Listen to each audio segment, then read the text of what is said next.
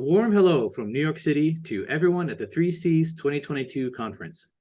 I would like to thank the conveners and organizers of the conference for inviting me to speak with you today about financial sanctions. I'm honored to be among such an impressive group of professors, senior government officials, and other experts. Our topic today is managing financial sanctions and their implications for the economic development of the Caribbean. Financial sanctions are a type of economic sanctions, meaning restrictions that governments put place onto transactions between their territory and people and other countries and their people. Financial sanctions have a long history, going back to embargoes and boycotts used by countries at war for hundreds of years. The focus for today is on financial sanctions, though I will mention some other types of sanctions. These include restrictions on trade to and from sanctioned countries and export controls that restrict which companies and individuals can have access to sensitive products and technologies. The financial sanctions maintained by the United States are generally seen as having a greater impact and longer reach than the sanctions imposed by other countries or groups of countries like the EU. There are really two reasons for this. First, the US does not hesitate to impose very broad unilateral sanctions, often going far beyond those imposed by other countries. Second, the relative size of the US economy and the importance of the US dollar for day-to-day transactions across many markets and sectors. Today, of course, we are focused on how financial sanctions impact countries in the Caribbean and some ideas for managing the economic and financial risks that can arise from the sanctions. So what are the main ways in which financial sanctions can impact Caribbean countries and their economic development? I will focus on three main issues in my talk today. First, the United States has broad sanctions on several countries that are important for the Caribbean region, and these sanctions sometimes have a surprisingly broad indirect impact in other countries. I'm referring mainly to the full sanctions embargo the US has maintained on Cuba for several decades, and the broad US financial sanctions relating to two non-boring members of the CDB, Venezuela and China. Second, the United States and EU have increasingly been seeking to restrict trust, corporate, and fund administration services to some sanctioned countries and parties, and there is a risk these expanding financial sanctions could be enforced against service providers in the Caribbean whenever their activities touch the United States or EU. I just want to note that in this talk, I use the word parties to refer to the range of targets of financial sanctions. The US imposes financial sanctions that target governments, companies, individuals, organizations, and trusts. There may or may not be legal entities, ships, aircrafts, buildings, and other assets. So these are all the different types of targets of the sanctions. The third issue I'll discuss today is that the longstanding worry that broad US and EU financial sanctions can disrupt legitimate financial transactions that take place in or pass through the Caribbean. The US, EU, and other countries have long lists of parties subject to asset freezing sanctions, and payments that take place entirely in the Caribbean can be stopped or frozen if they are denominated in US dollars or if they pass through a US or EU bank. Before we jump into the impacts of the sanctions on the Caribbean, it might be helpful to briefly lay out the key parts of the US government involved in financial sanctions matters and how they operate. All three branches of the US government play a role in financial sanctions, meaning the US President and the various agencies and departments of the executive branch, US Congress, and the federal courts. The executive branch is in control of most of the decisions regarding what sanctions will be issued and how they will be applied. It does so under a framework of basic statutes enacted by US Congress over the last 50 plus years. Every year, US Congress passes a few pieces of legislation relating to financial sanctions. Finally, regarding the US federal courts, occasionally they will issue a ruling on a case that impacts the sanctions. These are few because the courts are generally reluctant to step on the toes of the executive branch in this area. Financial sanctions are intended to advance the national security and foreign policy goals of the United States. This is reflected in the list of executive branch departments and agencies that are most important in creating and enforcing the sanctions. These agencies include Most importantly, the Office of Foreign Assets Control, or OFAC, within the Treasury Department. OFAC writes the regulations, directives, and other rules, and takes the lead on civil enforcement, as opposed to criminal enforcement. There are several offices within the State Department, which focus on the foreign policy aspects of the sanctions. There's the National Security Council, or NSC, in the White House, which focuses on overall policy coordination on sanctions and other matters. Finally, there's the National Security Division of the U.S. Department of Justice, or DOJ, which takes the lead on criminal enforcement of the sanctions. Within the Treasury Department, the director of OFAC reports to the Undersecretary of the Treasury for Terrorism and Financial Intelligence. There are several other Treasury Department offices under this official that work closely with and support OFAC, including the Treasury's Office of Terrorism and Financial Intelligence. OFAC is a relatively small agency that is overwhelmed with work. In 2010, OFAC had around 150 people, and this year I believe it has around 250, which really is not enough with all that is happening, including in relation to China and Russia.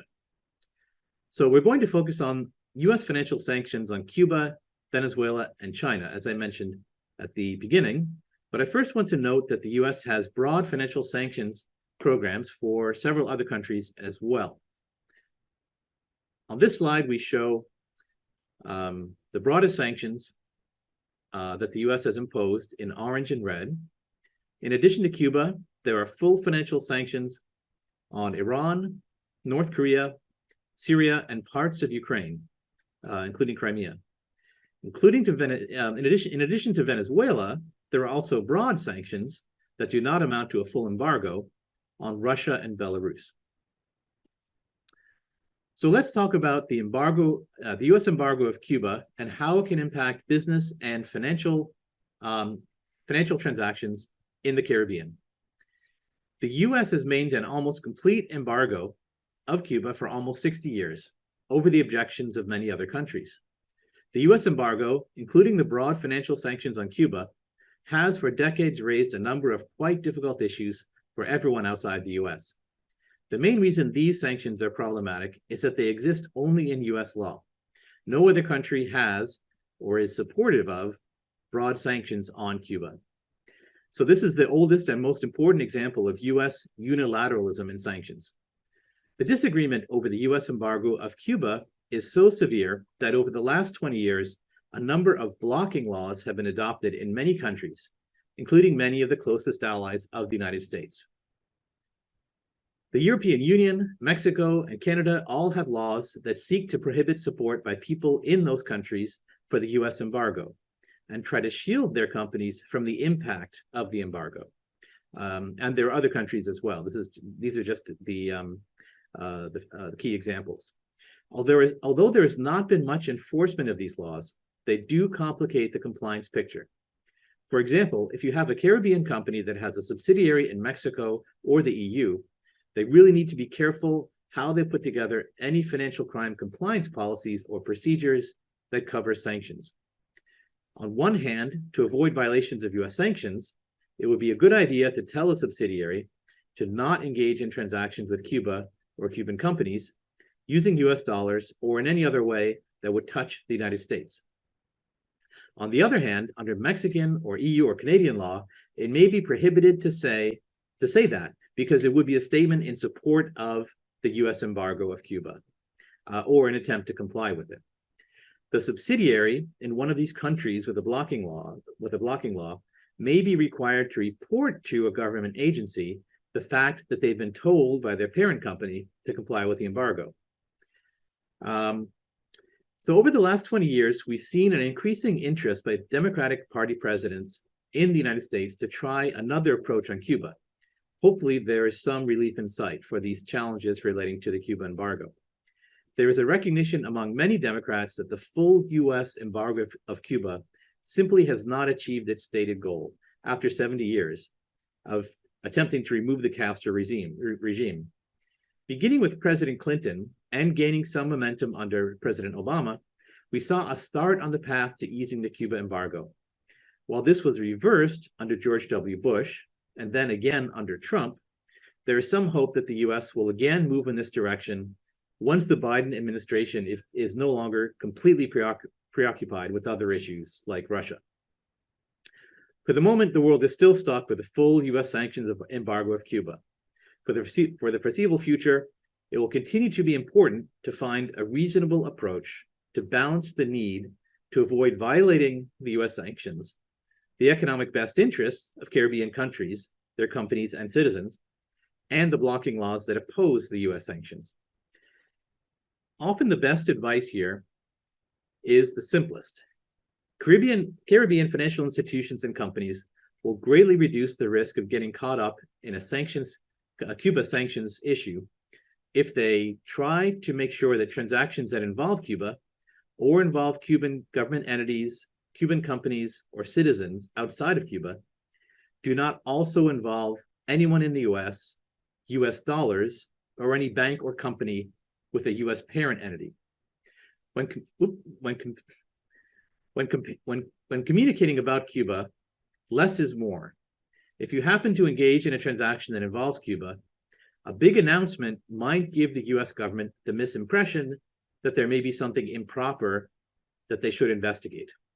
On the other hand, if you decline or refuse to engage in a transaction because it involves Cuba, to avoid problems under the blocking laws, it is best to focus on any commercial or policy reasons for refusing to deal with Cuba, rather than focusing on US sanctions. And of course, be on the lookout for possible changes in US sanctions policy. As I said, we might see a partial lifting of the sanctions in the coming years, the next few years, that would reduce these challenges. So turning to Venezuela, over the past 5 years, the United States has built up a quite broad set of financial sanctions focused on the Maduro government in Venezuela. The European Union also has some sanctions on Venezuela that are much less broad. US financial sanctions include a general prohibition on transactions involving, on the one side, the government of Venezuela, and on the other side, anyone in the US or US dollar payment. The US has similar financial sanctions on a broad range of Venezuelan companies and individuals. Because of the severe shrinking of the Venezuelan economy over the last 10 years, the government and major state-owned enterprises, including most importantly, the state petroleum company PDVSA, have defaulted on many of their international bonds and loans. As a result, there's a small army of creditors who are seeking to find and attach Venezuelan government assets anywhere in the world they can find them, to satisfy court and arbitral judgments based on the overdue debt. Since the Biden administration came into the White House almost 2 years ago, they have been trying to pressure the Maduro government to engage in serious negotiations with the Venezuelan opposition. It seems that if the two sides agree on a real path towards elections that the United States sees as free and fair, the US will in return lift many of its sanctions. There's been a little movement in this direction recently, with negotiations restarting a few weeks ago in Mexico, and the US government authorizing Chevron to expand its oil production activities in Venezuela. For financial institutions and companies in the Caribbean, it's important to be aware of the broad US financial sanctions.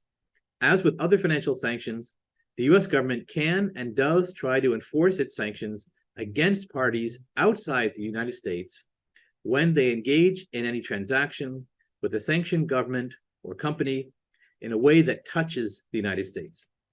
So we've seen three main ways in which the Venezuela financial sanctions have impacted companies and institutions in the Caribbean.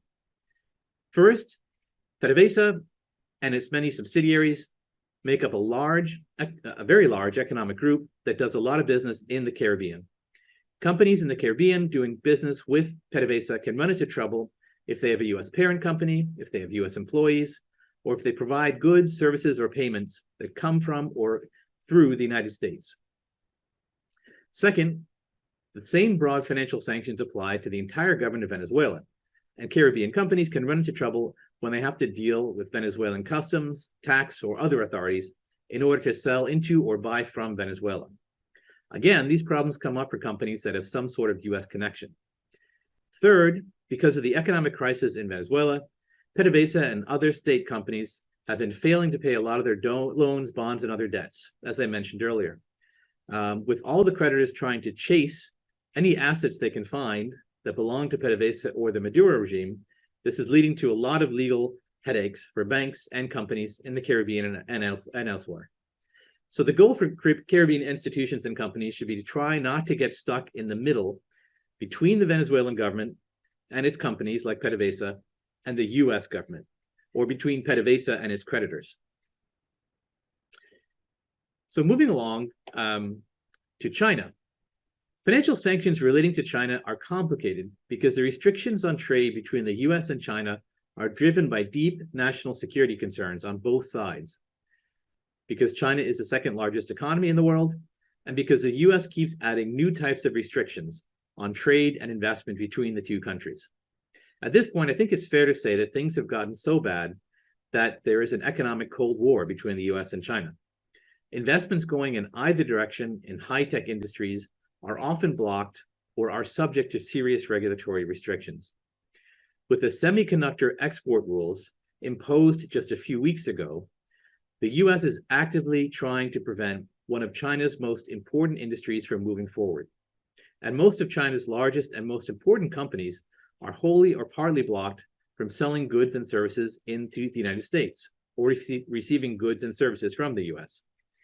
I have two slides here that summarize the main types of US financial sanctions and other restrictions on trade between the US and China.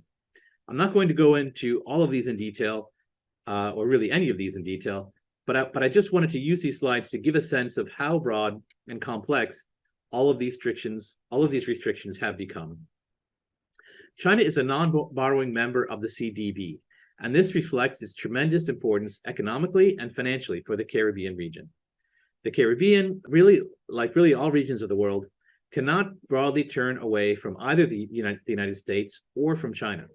So once again, I think the key here to managing the risks of these financial sanctions is finding a middle pathway that allows continued economic cooperation and financial transactions with China, its banks and companies, without coming into direct conflict with US sanctions. The good news is that while they're complex, US financial and trade sanctions relating to China are more specific and narrow in scope than for the other countries we've talked about before in this talk. Most of the restrictions relate to a relatively small number of major Chinese tech companies and goods and services flowing from the US to China, or from China to the US. The US sanctions relating to specific Chinese industries, including its military and semiconductor sectors, mainly restrict the provision to China of US origin products and technologies, or products and software made outside the US using US origin technology. So from the Caribbean perspective, I think, again, it's the best approach is to mitigate the risks of the US-China trade restrictions, is to try to be aware of the specific companies and types of transactions between the US and China that are most impacted, and try not to get stuck in the middle of any of these types of transactions. So moving along, of course, one of the most important industries in the Caribbean are financial services. And a big part of that are the many major providers of trust, corporate, and fund services. In these areas, there are companies in the Caribbean that are leaders in their field, some of the largest and most well-known. In my view, the question of whether the quote-unquote offshore jurisdictions present greater financial crime risks is no longer valid or even really relevant. The financial centers in the Caribbean have greatly improved their anti-money laundering and overall anti-financial crime controls to a level that frankly puts them generally ahead of many jurisdictions in the EU and far ahead of many US states. So the issue I want to focus on is quite different: the expanding restrictions on the provision of trust, corporate, and fund services to certain sanctioned countries or parties. The most important example currently is in relation to Russia. The US has restricted the provision of these types of services by US persons or from the United States to any party in Russia, with few exceptions. Under EU sanctions, it is also generally prohibited to provide a registered office or management service or registered office or management services to a trust with a Russian trustee or beneficiary, unless they are EU persons. It's prohibited under EU and US sanctions to act or arrange for another person to act as a trustee, nominee shareholder, director, secretary, or similar position for any such trust. It's prohibited to provide registered office and management services to any trust involving parties in Russia. And it's prohibited to provide accounting, auditing, bookkeeping, tax, business and management consulting, and public relations services to the Russian government or to Russian entities. So the US and EU sanctions in all of these areas are really similar. The EU sanctions go beyond the US in also restricting the provision of certain types of transactional legal services to Russian parties. So attorneys in the EU are now restricted from providing a range of legal advice related to business and transactions to parties in Russia. The extent to which this ban covers compliance advice by lawyers is currently unclear. So in addition to restrictions on providing trust or corporate services to Russia, we've also seen an increasing level of concern in relation to specific clients or services that may be targeted by US, EU, or other financial sanctions. These clients may be located anywhere in the world, and they may be targeted under a range of different financial sanctions measures. In particular, I would note the US Magnitsky sanctions and similar financial sanctions in the EU and elsewhere that seek to target individuals and companies that have been involved in some of the worst violations of human and civil rights around the world. For Caribbean service providers, there is a risk of violating US sanctions if services are provided to such a company or individual in a way that touches the United States. There also may be a reputational risk if it somehow becomes public knowledge that services are being provided to certain types of sanctioned clients, even if the service is voluntarily outside of US sanctions jurisdiction. Well, based on work that we've done with our clients, it seems the key to managing the risks created by these financial sanctions is a jurisdictional analysis of exactly how and by whom the services are being provided. The US sanctions only apply if the restricted types of services are being provided to Russia by US entities, US individuals, or from the United States. We understand the jurisdictional scope of the corresponding EU sanctions is similar.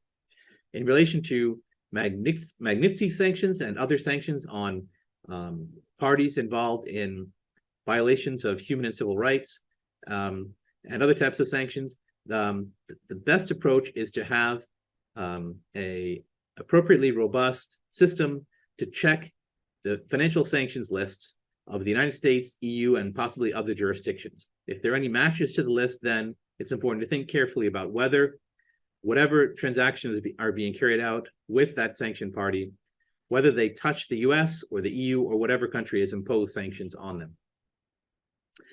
So the last area of financial sanctions risk for Caribbean financial institutions and companies that I want to discuss is that funds or other assets can be locked down and payments and other transactions can be disrupted or stopped as a result of the sanctions. This risk arises from the asset freezing sanctions imposed by the US, EU, UK, and other countries.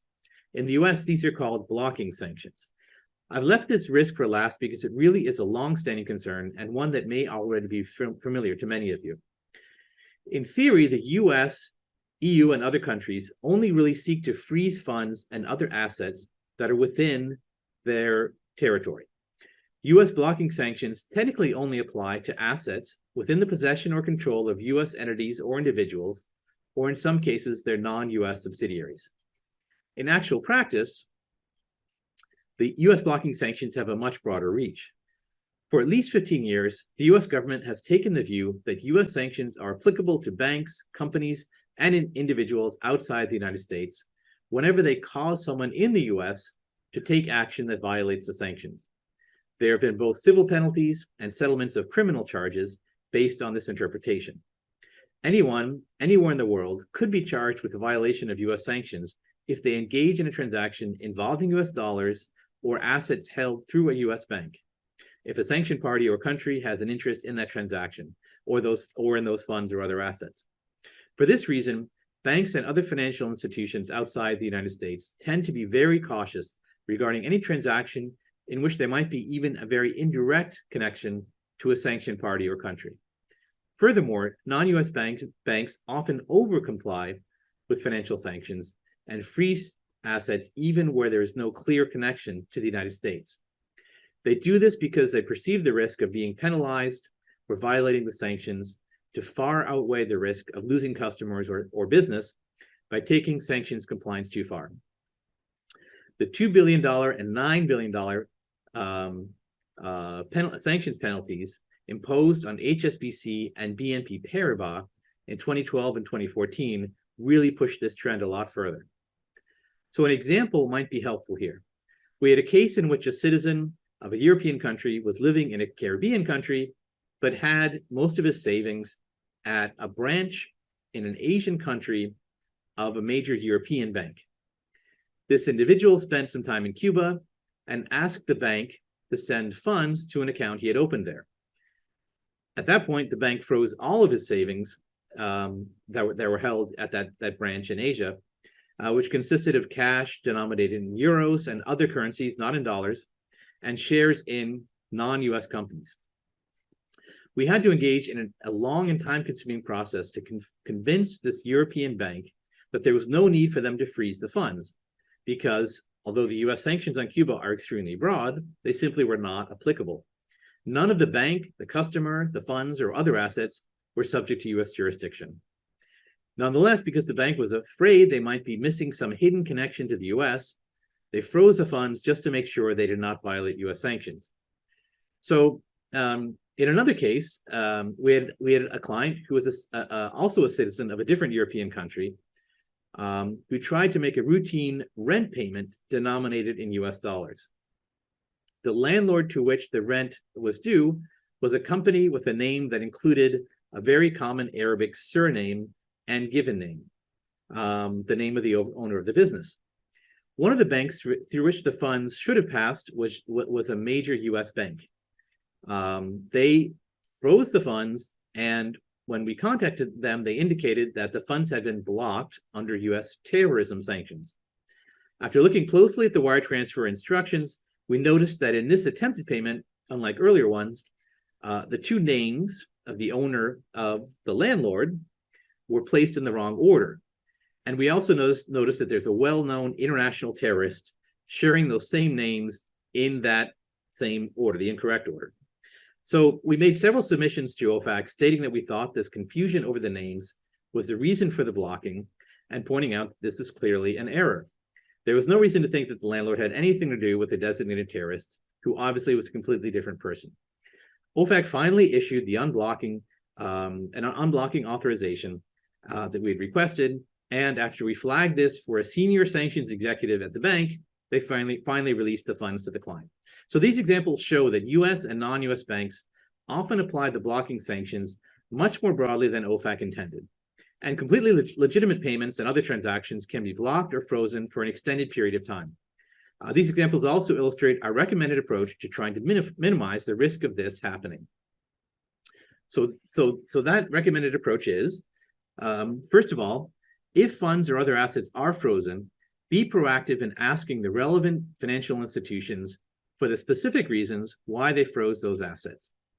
Unlike many money laundering laws, OFAC regulations do not prevent a bank from saying that they have blocked the funds under US sanctions and explaining exactly why they did so. Second, if the bank refuses to release the funds, and often they'll say, well, we will not release until you show us an OFAC authorization to do so. If that happens, be proactive in going to OFAC to apply for an authorization to release the funds. OFAC is overwhelmed with work, as I mentioned before, including in relation to Russia right now. But in more normal times, they are willing to listen to a convincing argument the sanctions do not apply, or that the blocking was otherwise a mistake, and to authorize the release of the funds. Thirdly, with any type of transaction or party involved in if any party involved in a transaction has this sort of false sanctions-related concern, it's important to take steps to prevent future improper freezing of assets or funds. Although there may not have been any real sanctions compliance concern in the first place, it may be prudent when engaging in future transactions with this involving the same party to switch to a non-US bank or to a currency other than US dollars. Generally speaking, it's not an evasion or an attempt to avoid the sanctions if the sanctions were not applicable in the first place. It's simply a matter of being prudent to try to avoid the same kinds of practical problems in future. Also, it's always a good idea to include a good level of detail in the payment instructions or other documentation of the transaction, especially if there's been a problem before in relation to a transaction with the same party. Full transparency of the details of the transaction can help to avoid the same kind of confusion over sanctions in future transactions. So I hope you found this talk useful and some insights regarding the impact of financial sanctions on the Caribbean and how to try to manage the relevant risks. I'd be happy to respond to any questions either now or after the conference. Thank you very much for your time.